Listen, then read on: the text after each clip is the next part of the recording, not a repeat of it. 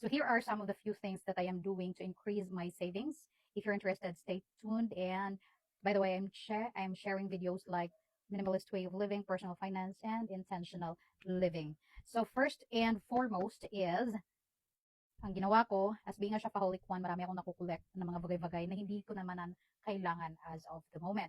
So, ang ginagawa ko is binibenta ko siya. Saan ko binibenta? Pinopost ko sa Facebook and sa marketplace. More specifically sa marketplace, magandang platform siya to sell pre-loved items, and it turns out into money. So, at least napapakinabangan ko pa siya and nakakapag-add on siya sa savings ko.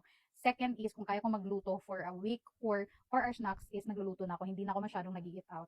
Yes, kumakain pa rin kami sa labas, but once a month na lang, hindi na palagian.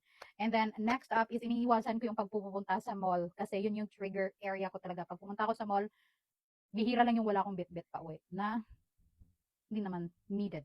Like, hindi siya necessary. So, but nowadays, I'm so happy na nagawa ko na siyang kontrolin. Like, pag pumupunta ako sa mall is, pag bumili ako is yung mga bagay na lang talaga na kailangan namin and hindi na for just once. So, ayun lang yung mga ginawa ko and hope na may natutunan ka. If you're also wanting to sell your pre-loved items, then one of the platform na magandang pagbentahan talaga is Facebook Marketplace. This has been Sha. Thank you so much for watching and see you in my next one.